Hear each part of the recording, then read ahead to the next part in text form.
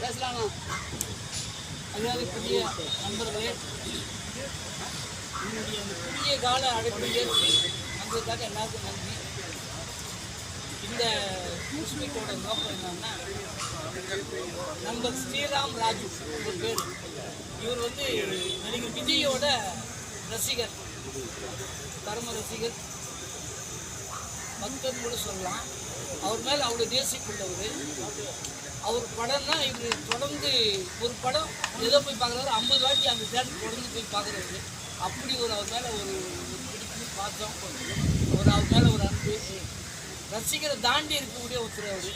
இப்போ திடீர்னு விஜய் இப்போ நான் நடிக்கிறேன், நான் அரசியலுக்கு போகிறேன், ஜனநாயகம் தான் லாஸ்ட்டுன்னு சொல்லிட்டார். சொன்னதுக்கப்புறம் இவருக்குலாம் ஷாக். இவர மாதிரி ரசிகருக்கு எல்லாருக்குமே பெரிய ஷாக்கு, அதிர்ச்சி. என்னன்னா திரும்பி வரமாட்டார், திரும்பி நான் பார்க்க மாட்டேனான்னு ஒரு ஃபீல் ஏக்கம் எங்களுக்கு கொண்டு இருக்கு. அதனால் இவர் இப்போ என்ன இவருடைய முடிவுன்னா, இப்போ வரப்போகிற ஜனநாயகனை தொடர்ந்து இனிமேல் பார்க்க போகிற இந்த ஒரு படத்தையாவது நம்ம தொடர்ந்து பார்க்கணும். எங்கெங்கே ரிலீஸ் ஆகுதோ, தமிழ்நாடு, கேரளா, ஆந்திரா, கர்நாடகா எங்கெங்கே ரிலீஸ் ஆகுதோ, எந்தெந்த மாவட்டத்தில் ரிலீஸ் ஆகுதோ அந்த ஊருக்கெல்லாம் போய் ஒவ்வொரு முறையும் போய் உட்காந்து எவ்வளோ நாள் அந்த 34 மாவட்டம் தமிழ்நாட்டில் அந்த 34 மாவட்டத்தில் இருக்கிற தேட்டர்லையும் அந்த படத்தை பார்க்கணும். அதே மாதிரி கேரளா 14 மாவட்டம், அதே மாதிரி அந்த கேரளாவில் போகிறது, அது மாதிரி எல்லா ஊருக்கும் நான் போக போகிறேன், அவர் படத்தை பார்க்க போகிறேன்.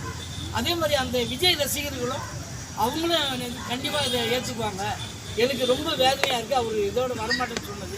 அதனால் இந்த படத்தையாவது முழுமையாக நான் பார்க்கணும். அவர் கூட அவர் தொடர்ந்து எல்லா படத்தையும் பார்த்த மாதிரி ஒரு ஃபீல் எனக்கு கிடைக்கும், ஒரு சந்தோஷம் கிடைக்கும். இதை நான் ப்ரெஸ்ஸுக்கு சொல்லிட்டு போனேன்னா எனக்கு ஒரு அங்கீகாரம் கிடைக்கும், தியேட்டர்லேயும் மரியாதை கிடைக்கும், ரசிகர்கிட்டையும் ஒரு அங்கீகாரம் கிடைக்கும். அதுக்காக நான் ப்ரெஸ்ஸை மீட் பண்ணணும் அப்படின்னு, அதுக்காக தான் அந்த ப்ரெஸ் மீட் கூட்டியிருக்கோம். அவரை பற்றி ஒரு கருத்து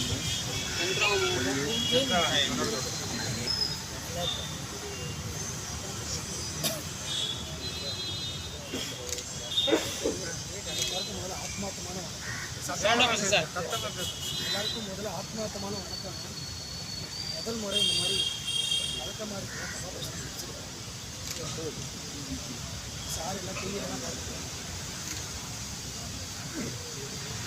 என்ன பேசுறது, ரொம்ப நன்றி. நீங்கள் எல்லாம் பத்திரிகை நண்பர்கள் கூட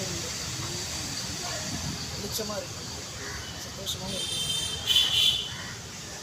ஆண்டவன் வரும் போல் மீடியா மொத்தமாக அத்தனை கண்கள் மாதிரி இருக்குது. ரொம்ப சந்தோஷம். என் பேர் ஸ்ரீராம், பெரம்பலூர் மாவட்டத்தில் பூலாமடிங்கிற கிராமத்தில் வரேன். ஆக்சுவலாக நான் ஒரு மாணவன் தான், லா படிச்சுட்ருக்கேன். இப்போ இது அண்ணாவுக்காக கடைசி படம், கடைசி வரைக்கும் அவர் அன்பாக வழி எனக்கு இதுமாதிரி அவர் பார்க்க முடியாது. தங்கைகள் யார் யாரெல்லாம் பார்க்க போகிறது தெரியல, ஆனால் நிறைய உறவுகள் ஏற்படுறது, மனுஷங்களை சம்பாதிக்கிறது, அதுதான் பெருசாக அண்ணனுக்காக.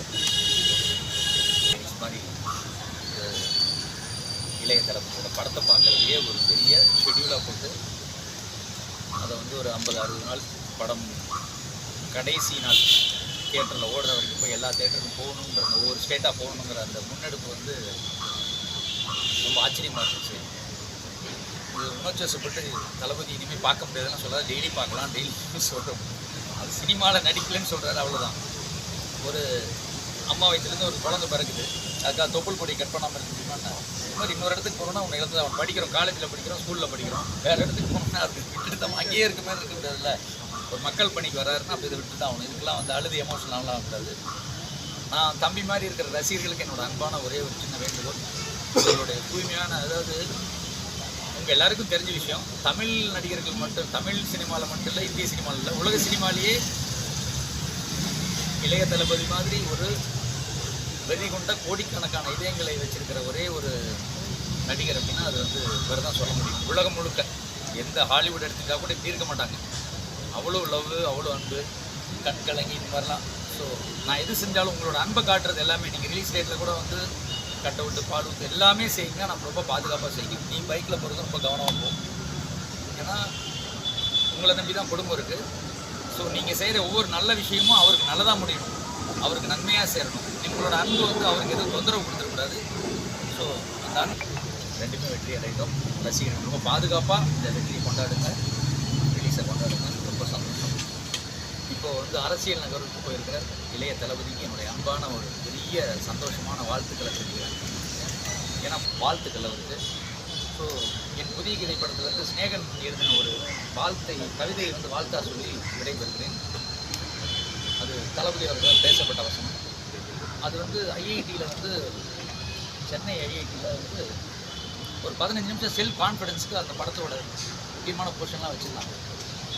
அதில் ஒரு கவிதை தான், நண்பனை நாளை முதல் விடியலை நீ எடுத்து பகல் 2 கேள் பகையினை பாடு, வானுக்கு மையம் பார், காற்றுக்கு கால்கள் பார், இதயம் போல் உலை, எண்கள் போல் கலை, உன்னிடத்தில் நியாயம் கேட்டு உழவுக்கு நீதி சொல், காற்றை வடிகட்டு கடல் நீரை வாய்ப்பு பழித்து விடு, நிலவை நிறம் மாற்று, நிலத்தை விரிவு செய், நேரத்தை அயரவை, தூக்கத்தை குறைக்கும், 5வது வேதம் சொல், 6வது பூதம் கேள், 7வது அறிவை தேடி, 8வது பிறவிடு, 9வது திசைகள் தர, 10வது கிரகம் பெற, பட்டாம்பூச்சிக்கு பண்ணைவை வயது. ரொம்ப ஒரு டிஃப்ரெண்ட்டான ஒரு இவெண்ட். நான் வந்து கேள்விப்பட்டேன், ஒரு தம்பி மாதிரி அது கேட்ட உடனே ரொம்ப ஒரு டிஃப்ரெண்ட்டான அண்ணன் வந்து இருக்காரு. ஸோ கண்டிப்பாக வந்து வரணும்னு வந்திருக்கிறேன். ஸோ ஃபர்ஸ்ட் ஆஃப் ஆல் வந்து இவ்வளோ பெரிய வந்து எஃபர்ட் போட்டிருக்கிறாரு. அதுக்கு வந்து பாராட்டணும் இவரை வந்து ஃபஸ்ட்டு. ஏன்னா எந்த ஒரு சினிமா வந்து எடுத்தாலுமே நான் ஒரு படம் வந்து பண்ணியிருக்கேன் அந்த நாள். சினிமான்றது நீங்கள் பார்த்தீங்கன்னா ஒரு ஒரு ஒரு ட்ரீம் வேர்ல்டு மாதிரி, ஒரு கனவு வேர்ல்டு மாதிரி. ஸோ அந்த மாதிரி நான் ஃபஸ்ட்டு படம் வந்து பண்ணும்போது அவ்வளோ வந்து என்ஜாய் பண்ணேன். அந்த சினிமா அந்த வந்து ப்ரோசஸ்ன்றதை வந்து அவ்வளோ வந்து என்ஜாய் பண்ணி தான் வந்து பண்ணேன். ஒவ்வொரு சினிமாலையும் அவ்வளோ ஒரு வந்து எஃபர்ட் போட்டு தான் வந்து பண்ணுறாங்க. நான் இப்போ ரீசெண்டாக போன வாரம் வந்து சாரோட படம் பேர் சாரோட வந்து படம் வந்து பார்த்துட்டு இருக்கேன், திருப்பாச்சி படம். அது ஸ்கூல் டைமில் வந்து பார்த்துருக்கேன், ரொம்ப சின்ன பையன். ஆனால் இப்போ நான் வந்து போன வாரம் வந்து மறுபடியும் ஜஸ்ட் ஒரு யூடியூப்பில் வந்து பார்த்துட்டு இருக்கேன். அதில் நீங்கள் பார்த்தீங்கன்னா அது 3 கேரக்டர் வந்து இருக்கும். அதாவது அந்த சனிய சகடை, பான் பராகரடி, அப்புறம் வந்து பட்டாசு பாலு. அவ்வளோ ஸ்ட்ராங்காக வந்து இருக்கும் ஒவ்வொரு கேரக்டரும். ஒரு வில்லன் ஒரு படத்தில் எவ்வளோ ஸ்ட்ராங்காக அது வந்து ஹீரோவுக்கு அவ்வளோ பெரிய வெயிட்.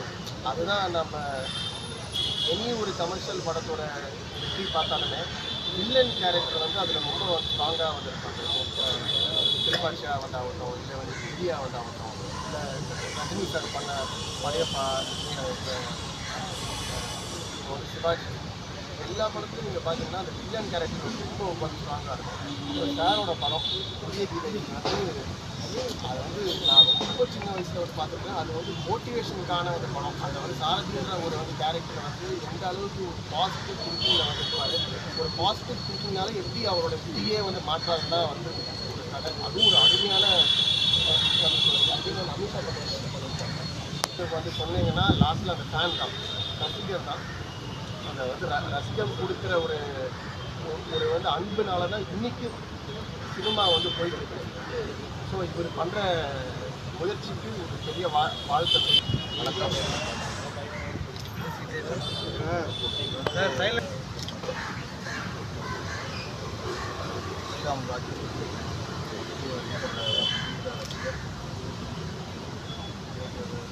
ஒருத்தரோட மனதில் தான் அவரோட ஒட்டுமொத்த ரசிகர்கள் மனம்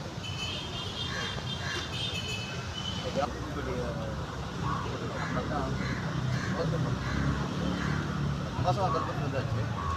அப்படியே உலகத்துக்கு வரும். அப்போ ஏதோ ஒன்று கருப்படம் இல்லை புதுப்படம்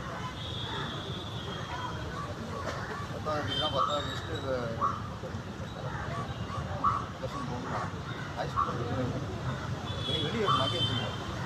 நம்ம ப்ளஸ் 2 முடிச்சுட்டு நம்ம காலேஜுக்கு போகும்போது ஃபஸ்ட்டு நட்பெல்லாம் இருப்பாங்க, எல்லாரும் நட்பாக தான் இருப்பாங்க. ஆள் கொடுத்து ஆள் இருக்கும். அப்போ அந்த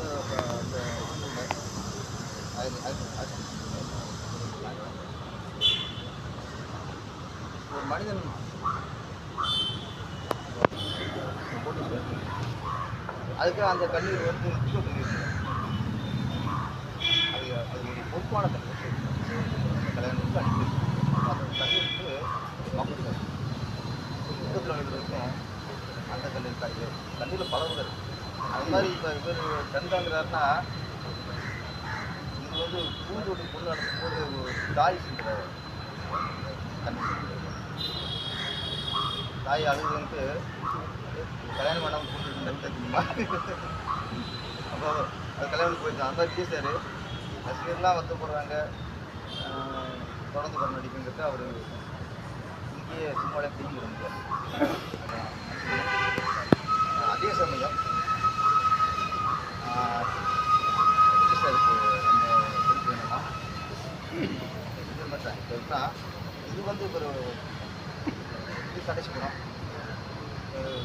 இந்த படத்தை வந்து எங்கெங்கே ஓடுதோ எல்லாம் போய் பார்க்கணும், எத்தனை நாள் ஓடுதோ எத்தனை நாள் வந்து பார்க்கணும் அப்படிங்கிறது ஒரு ரசிகர்களோட அன்பு பாசம் கற்று ஒரு வெளிப்பாடு.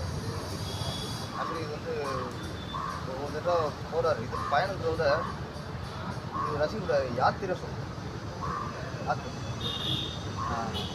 எவ்வளவு அன்பு இருந்தால் வெளிப்பாடு இருந்தால் ஒரு ரசிகர் வந்து இந்த அளவுக்கு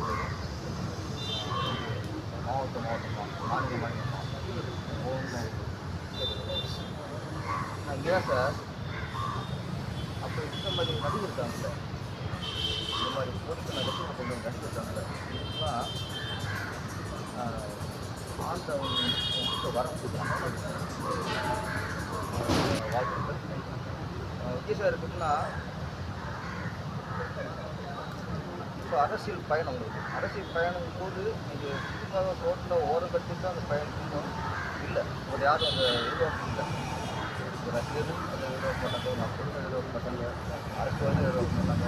இந்த அரசியல் எதிர்பார்க்க ஒரு அரசியல் ஏற்பட்டு நீங்கள் சினிமா நடிச்சுட்டு அரசியல் பாருங்க. இது வரைக்கும் எல்லாரும் தான் அரசியல் எம்ஜிஆர் நாளைக்கு பதவி இருக்குன்னா இன்னைக்கு நைட்டு 11 மணி படத்தை டப்பு முடிச்சு பதவி ஏற்றாரு. அதோட அப்புறம் முதலமைச்சர் ஆகிட்டார். பொறுப்பான பதவி. அப்படிங்கும்போது அந்த சினிமாவை திரும்ப அரசு இறங்கினார்.